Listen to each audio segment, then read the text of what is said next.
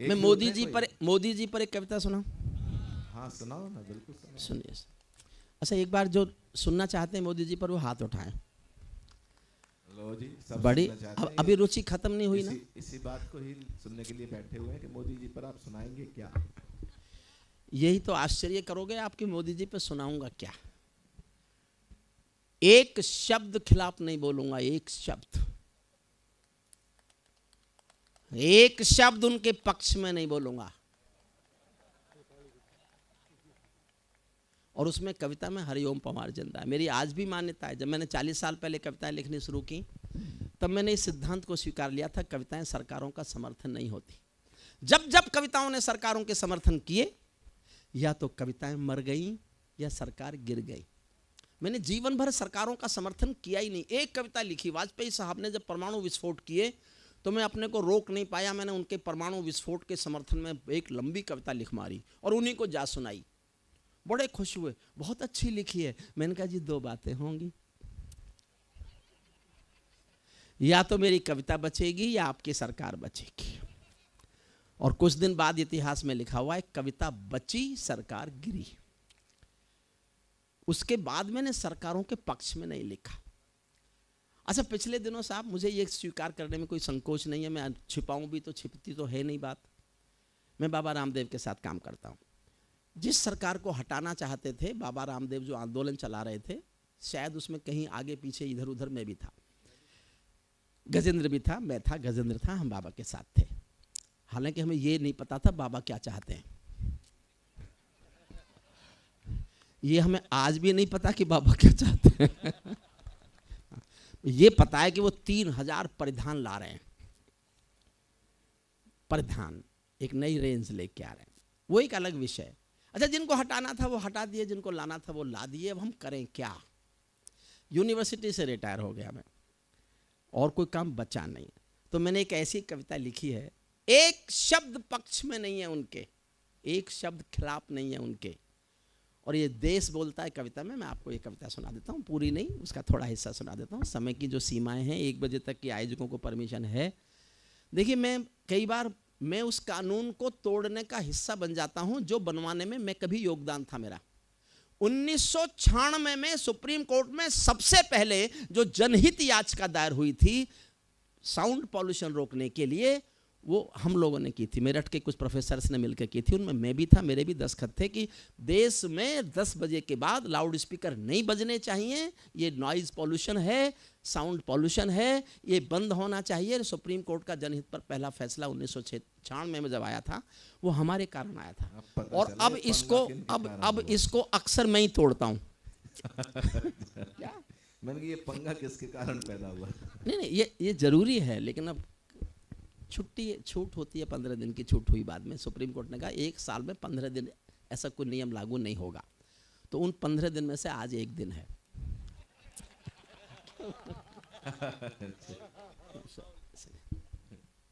मैं सुनिए, मन से सुनिए। क्यों साहब, ठीक है ना। ये पीछे बैठे सारे हमारे आदरणीय आयोजक लोग सोच रहे हैं फंस गए, काहे को गजेंद्र से कहा होगा कि इसे बुलाओ। देखिए, मेरा गड़बड़ ये क्या साहब, जब तक मैं 4 कविताएं नहीं सुना लेता मेरा गला खुलता ही नहीं है। मैं 4-5 साल बाद आया हूं और कई संस्थाओं को मिलके, ये कई संस्थाओं का मिला जुला कार्यक्रम है ना, एक का ही है, अग्रवाल एक ही संस्था है। तो पिछले 4-5 साल से आर्थिक तंगी में थी क्या। शंकर चौक पे कविताएं सुनाते थे। 1 साल पहले आया था। अच्छा, पिछले साल नोटबंदी के कारण रहा होगा। तो फिर तो आपने मोदी सुन ली होगी, फिर क्यों सुनना चाहते हो। हाँ, कोई बात नहीं, कौन सी याद रहती है। चलिए साहब, याद भी हो तो क्या फर्क पड़ता है। उसका जो अंतिम छंद है वो नया सा है। मैं ताजों के लिए समर्पण वंदन गीत नहीं गाता, मैं ताजों के लिए ताली बजाते रहिएगा सब। देखिए, तालियों से कविता बड़ी नहीं होती, ताली किसी कविता का मापदंड नहीं है।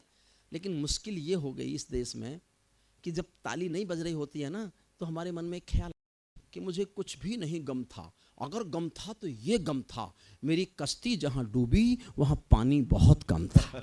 हमें लगता है कि सुन ही नहीं जा रही। और इस देश में ताली बजवाने की एक बड़ी गलत परंपरा बन गई।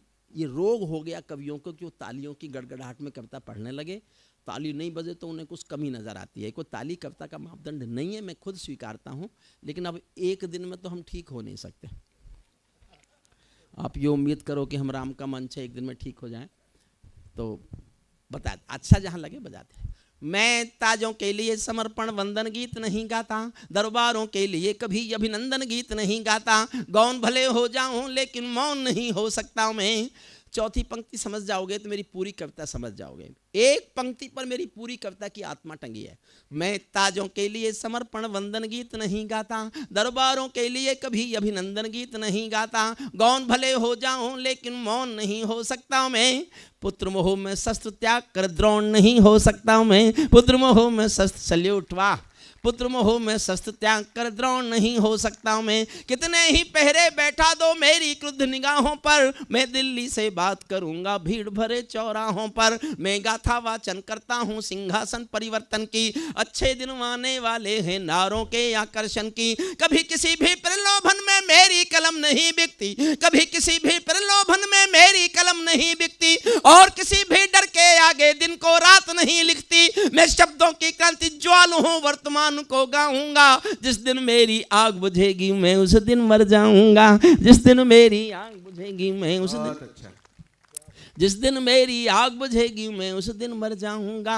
सत्ता का आकर्षण मेरी भूख नहीं, शाल दुशाला चंदन मेरी भूख नहीं, सरकारी अभिनंदन नहीं चुने मैंने, राजनीति के बंधन नहीं चुने मैंने, पद्म पुरस्कारों की चाह नहीं करता, दरबारों की मैं परवाह नहीं करता, कलम सिपाही बनकर जिंदा रहता हूँ, भूखे बच्चों से शर्मिंदा रहता हूँ, भूखे बच्चों से शर्मिंदा रहता हूँ, पगडंडी से लांग किले तक जाता हूँ, झुग्गी झोंपड़ियों के आंसू गाता हूँ, लेकिन दरबारों में कभी का शीश नहीं झुकने दूंगा, कविता का सिंहासन से संग्राम नहीं रुकने दूंगा, कविता का सिंहासन से सत्ता बदली, कविता वहीं से शुरू हुई। भारत माँ के घरों में नया बसंत दिखाई देता है। अगली पंक्ति सबको समझ में तो आएगी, अब ताली बजाओगे कि नहीं बजाओगे मैं नहीं जानता। भारत माँ के घर में नया बसंत दिखाई देता है, वंशवाद की परंपरा का अंत दिखाई देता है। वंशवाद, बहुत अच्छा।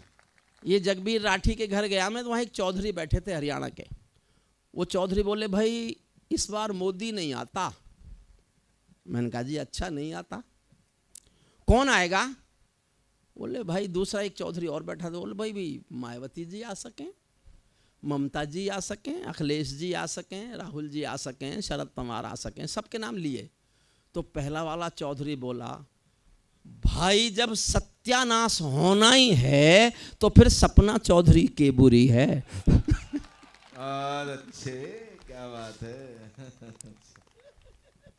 भारत माँ के घर में, अच्छा आप समझते हो गजेंद्र मैं हंसा नहीं सकता? नहीं, क्यों नहीं हंसा सकता? मैं इतना हंसा सकता हूँ कि हंसी वालों के पोस्टर भी उखाड़ देता हूँ कई बार, पर समय नहीं है। क्या ऐसा क्यों हो जाता है? आप तो कुछ नहीं कर रहे, लेकिन हाँ, जी हाँ, कोई बात नहीं आता है। जी हाँ, आपके पास, मेरे पास नहीं। भारत माँ, तो इन्हों को औरों को क्यों सुन रहे थे? देखो मैं जाट हूं, मूर्ख नहीं हूं। मैं जानता हूं देश की सर्वाधिक बौद्धिक कौम अग्रवाल समाज के बीच बैठा हुआ हूं। आपने संस्कार संस्कृति का पोषण किया है, रक्षा की है। जितना इस देश में अग्रसेन समाज ने और जैन समाज ने अपनी संस्कार संस्कृति मर्यादाओं का पालन पोषण किया है, अगर हर कौम ने कर लिया होता तो हिंदुस्तान में कोई भी सांस्कृतिक प्रदूषण हुआ ही नहीं होता, हुआ ही नहीं होता, हुआ ही नहीं होता। सुनिए, भारत माँ के घर में नया बसंत दिखाई देता है, वंशवाद की परंपरा का अंत दिखाई देता है। तुमने उस दिन परंपरा का सूरज को गाया था, तारीफ नहीं की, लेकिन कोई काम ऐसा कर दिया हो जो इतिहास में लिखा जाएगा, तो वो मैंने भी लिखा है। समर्थन चाहता हूं पूरे सदन का, आपको लगे कि इस काम की तारीफ तो होनी चाहिए थी। मोदी की तारीफ नहीं है, एक काम की तारीफ है। तुमने उस दिन परंपरा का सूरज को गाया था, जिस दिन तुमने संसद की चौखट पर शीश झुकाया था, जिस दिन तुमने संसद की चौखट पर शीश झुकाया था, बहुत बधाई देता हूं मैं परिवर्तन के नायक को। मैंने 20 साल कविताएं सुनाई हैं उनको, जब वो मुख्यमंत्री नहीं बने थे, उससे पहले से मेरे श्रोता हैं। लेकिन एक बात कह के जाता हूं, भगवान राम के मंच पर गजेंद्र सोलंकी आज की रात की सबसे ज्ञान की जो मेरे पास बात कहने की है, वो मैं कह के जा रहा हूं। आप जिसके साथ उठते बैठते हो और वो देखते ही देखते देश का सबसे बड़ा आदमी बन जाए, तो फिर उसके साथ आपका क्या रिश्ता है, ये तय करने का अधिकार उस पर मत छोड़ना। ये तुम तय करना कि तुम्हारा उससे क्या रिश्ता है। बहुत अच्छी बात है। क्या और मैं रिश्ता तय करता हूं, मैं आपसे आशीष मांगता हूं और केवल ये एहसास जीना चाहता हूं। मैं जानना चाहता हूं मुझे आप कैसे आशीष देंगे। सुनना, बहुत बधाई देता हूं मैं परिवर्तन के नायक को, बहुत बधाई दी है मैंने परिवर्तन के नायक को, लेकिन कैसे मर जाने दूंगा आंसू के गायक को। आप विजय के जननायक हो, मैं पीड़ा का गायक हूं। आप राजपथ के नायक हो, मैं जनपथ का नायक हूं। आप राजपथ के नायक हो, मैं जनपथ का नायक हूं। निर्वाचन ने सौंपा है सम्मान तुम्हारे हाथों में, लोकतंत्र की मां संसद का मान तुम्हारे हाथों में, लोकतंत्र की मां संसद का मान तुम्हारे हाथों में, संविधान के पालन का अरमान तुम्हारे हाथों में, तिलक गोखले गांधी का वरदान तुम्हारे हाथों में, अमर तिरंगे की सौंपी है शान तुम्हारे हाथों में, सौंप दिया है पूरा हिंदुस्तान तुम्हारे हाथों में, सौंप दिया है पूरा हिंदुस्तान तुम्हारे हाथों में। विजय किसी की नहीं, विजय ये परिवर्तन के यश की थी। देश एक चेंज चाहता था और देश का कुछ पता नहीं कब चाहने लगे।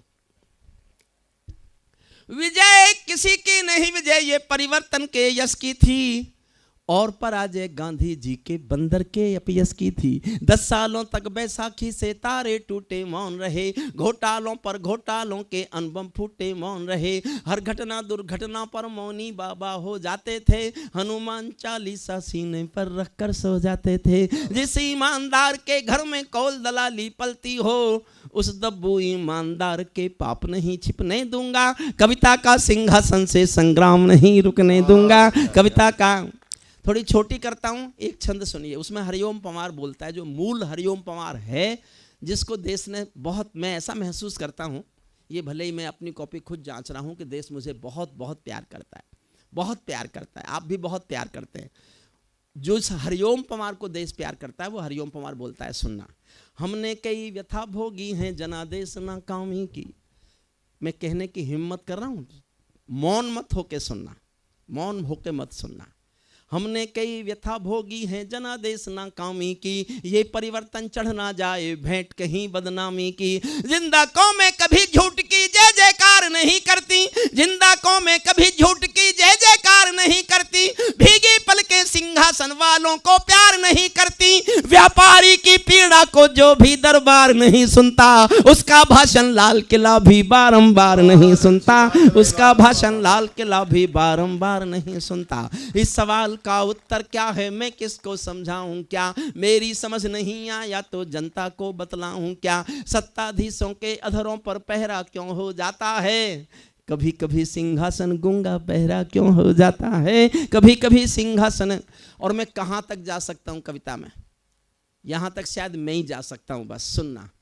कभी कभी सिंहासन गूंगा बहरा क्यों हो जाता है, सत्ताधीशों के अधरों पर पहरा क्यों हो जाता है। मैं चारण हूं चौराहों पर आंख लाल कर पूछूंगा, मैं चारण हूं चौराहों पर आंख लाल कर पूछूंगा, सिंहासन के गिरेबान में हाथ डाल कर पूछूंगा, जो भूखों के लिए किए हो काम बता दो मोदी जी, काले धन के गद्दारों के नाम बता दो मोदी जी, काले धन के गद्दारों के नाम बता दो मोदी जी। मेरी चीखें संसद की दीवारों से टकराएंगी, मैं जनता की मांगों की आवाज नहीं घुटने दूंगा, कविता का सिंहासन से संग्राम ने। अंतिम छंद सुनिए, जिसके लिए इस कविता को चाहा आपको। ये सौगंध तुम्हारी है मैं देश नहीं बिकने दूंगा, देश नहीं मिटने दूंगा, मैं देश नहीं झुकने दूंगा। है मेरा विश्वास कभी सौगंध नहीं तोड़ोगे तुम, है मेरा विश्वास कभी सौगंध नहीं तोड़ोगे तुम, भारत माँ की सेवा का अनुबंध नहीं छोड़ोगे तुम। ऐसा कुछ कर जाओ पूरा देश देखता रह जाए, देश नहीं भूमंडल का परिवेश देखता रह जाए, ऐसा कुछ कर। देखो साहब, सब कुछ है देश में, 10 सेकंड और दो मुझे। केवल देश में संवेदनाएं मर रही हैं। हर सरकार ने काम किया है, ऐसा नहीं है कि किसी सरकार ने काम नहीं किया होगा। हर सरकार जो कर सकती है करती है, लेकिन संवेदनाएं बचाने में हर सरकार असफल हो गई। एक छोटी सी बात सुना, छोटी सी कहानी है। एक बहुत अमीर महिला एक बहुत महंगी साड़ी पहने हुए एक बहुत बड़ी सी कार में एक साड़ी की दुकान पे आई और दुकानदार को बुलाया, कांच खोल के, कार का शीशा खोल के, और बुला के कहा मुझे एक जल्दी से सस्ती सी साड़ी दे दो, मेरी नौकरानी की बेटी की शादी होने वाली है। ये कोई खास बात नहीं है, अक्सर अमीर महिलाएं ऐसा करती होंगी। खास बात यह है कि आधे घंटे बाद एक 85 साल की बुढ़िया फटी हुई धोती पहने हुए टूटी सी रिक्शा में बैठकर उसी साड़ी की दुकान पर आई और दुकानदार से कहा मुझे इस दुकान की सबसे अच्छी साड़ी दे दो, मेरी मालकिन की बेटी की शादी होने वाली है। मरते हुए संवेदनाओं को बचाना ही संस्कृति की रक्षा है, वरना तो संस्कृति की धन दौलत से नहीं बचती, संवेदनाएं जिंदा रखने से बचती है। अंतिम छंद इस कविता का सुनाता हूं, जिसके लिए मैंने कविता लिखी, सुनना। ऐसा कुछ कर जाओ पूरा देश देखता रह जाए, देश नहीं भूमंडल का परिवेश।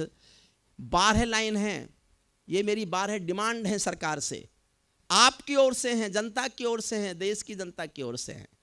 ये 12 मांग कोई पूरी कर दे, कांग्रेस कर दे, भाजपा कर दे, सपा कर दे, बसपा कर दे, मैं हिमालय चला जाऊं, कविता लिखना छोड़ दूंगा। लेकिन जब तक ये 12 मांग पूरी नहीं होती, मैं चिल्लाता रहूंगा, चीखता रहूंगा। एक एक लाइन में एक एक डिमांड है। मैं जानना चाहूंगा कि आप कितना चाहते हैं कि ये मांग हमारी पूरी हो जाए। पहली मांग पढ़ता हूं। ऐसा कुछ कर जाओ पूरा देश देखता रह जाए, देश नहीं भूमंडल का परिवेश देखता रह जाए। संसद को गुंडों से दागी चेहरों से खाली कर दो, पहली मांग है। इतनी तालियों से नहीं होगी, थोड़ा और उठाओ, तालियां तो होगी।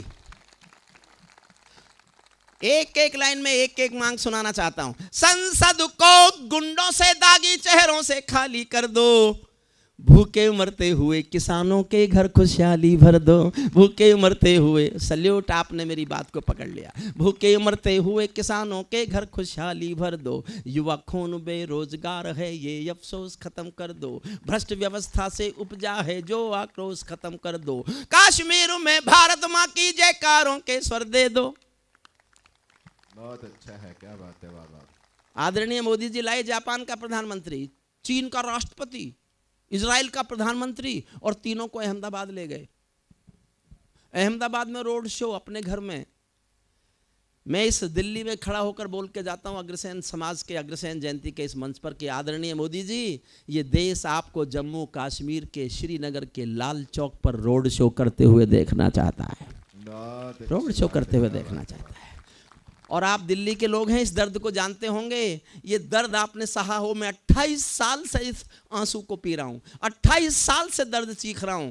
आपको बात पहुंच जाए मैं कहां बोल रहा हूं, तो मुझे एक बार अब तक की सबसे अधिक ताली बजाकर बताना कि आप इस दर्द के, इस आंसू के, इस चीख के, इस चित्कार के दर्द से कहीं ना कहीं कुछ भी नहीं कर सकते। आप कम से कम परिचित तो हैं। अगर परिचित भर हैं तो मुझे तालियों से बताना कि आप जानते हैं। कश्मीर में भारत मां की जयकारों के स्वर दे दो।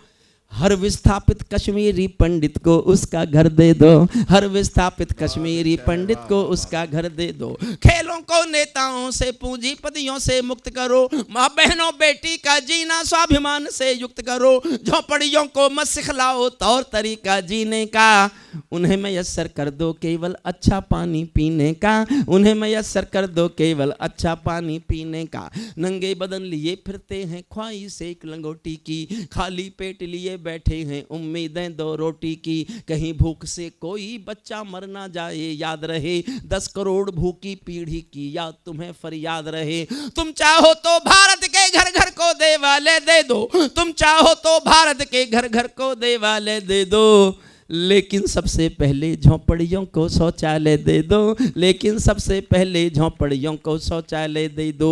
ऐसा कुछ कर जाओ पूरा देश देखता रह जाए, देश नहीं भूमंडल का परिवेश देख।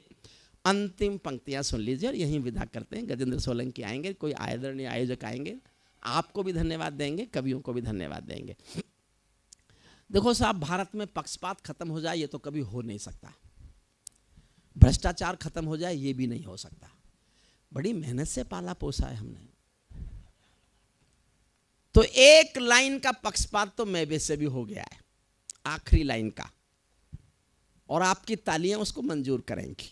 मेरा विश्वास है कि उस पक्षपात को, अगर ये कामना हो किसी की, ऐसा कोई मिल जाए इस कामना में का लिखा जाए, तो फिर कोई गुनाह नहीं है। उस पक्षपात को आप स्वीकार कर लेना। अंतिम पंक्तियां पढ़ता हूं गजेंद्र सोलंकी को, मेरा बहुत लाडला प्यारा छोटा भाई, जिसको मैं बहुत बहुत प्यार करता हूं। ओज का, सांस्कृतिक विरासत का ऐसा एक स्वर जो दुनिया में जहां हिंदी जानी जाती है, वहां भारत की संस्कृति संस्कार का ध्वज लेकर वो कविता सुनाने जाता है। मैं इसलिए नहीं जाता कि मुझे हवाई जहाज से डर लगता है। यहाँ तक कार में आ जाऊँ तो मैं तो बस श्रीनगर आता हूँ और बस। ये हमारा छोटा भाई जगबीर राठी इस समय भी किसी को मैसेज कर रहा है, नहीं कर रहा, तो इस मोबाइल को बंद करके ऊपर हाथ कर, मोबाइल हटा ले, क्योंकि ताली तुझे बजानी है। बढ़िया, हरियाणवी संस्कार संस्कृति का, लोकल डायलेक्ट का एक बहुत प्यारा सा मुस्कुराहट, खिलखिलाहट का मसीहा है ये। हंसते हंसते गंभीर बात कहा जाता है। देखा नहीं आपने, हंसते हंसते भगत सिंह का चित्र आपके आंखों के आगे डाल के ऐसा कर दिया जैसे साक्षात भगत सिंह खड़ा हो। ये गुण केवल हमारे गुणवीर जगबीर राठी में। अंतिम छंद सुनिएगा इसका। ऐसा कुछ कर जाओ पूरा देश देखता रह जाए, देश नहीं भूमंडल का परवेश। समर्थन करना, गंभीर पंक्तियां पढ़ने जा रहा हूं एक एक। ऐसा कुछ कर जाओ पूरा देश देखता रह जाए, देश नहीं भूमंडल का परवेश देखता रह जाए। ऐसा लगे कि सबका साथ तुम्हारे दिल की इच्छा है। अगर तुम ये सिद्ध करना चाहते हो इस देश में कि सबका साथ सबका विकास ही तुम्हारे दिल में है, तो फिर इस देश में अलवर, दादरी और कासगंज नहीं होने चाहिए, नहीं होने चाहिए सर, नहीं होने चाहिए। ऐसा लगे कि सबका साथ तुम्हारे दिल की इच्छा है, सामाजिक सद्भाव तुम्हारी सबसे कड़ी परीक्षा है, सामाजिक सद्भाव तुम्हारी सबसे कड़ी परीक्षा है। ऐसा लगे कि गुजराती बेटा गांधी का सपना है, ऐसा लगे कि गुजराती बेटा गांधी का सपना है। ऐसा लगे कि दिल्ली का सरपंच हमारा अपना है, ऐसा लगे कि 1.25 अरब की आबादी का दमखम हो, ऐसा लगे कि भारत की सब तहजीबों का संगम हो। ऐसा लगे कि देशद्रोहियों को तुमने ललकार दिया, ऐसा लगे कि देशद्रोहियों को तुमने ललकार दिया। ऐसा लगे कि भारत मां का हर दुश्मन धिक्कार दिया। ऐसा लगे कि काले धन का पूरा खेल हिल गया है, ऐसा लगे कि दिल्ली को सरदार पटेल मिल गया है, ऐसा लगे कि दिल्ली को। बहुत बहुत धन्यवाद। एक बार हाथ उठा के ताली बजा के बधाई दीजिएगा आदरणीय हरिओम परमार जी को। हमारे चैनल को अवश्य सब्सक्राइब करें और नए अपडेट्स सबसे पहले पाने के लिए इस बेल बटन को दबाना न भूलें।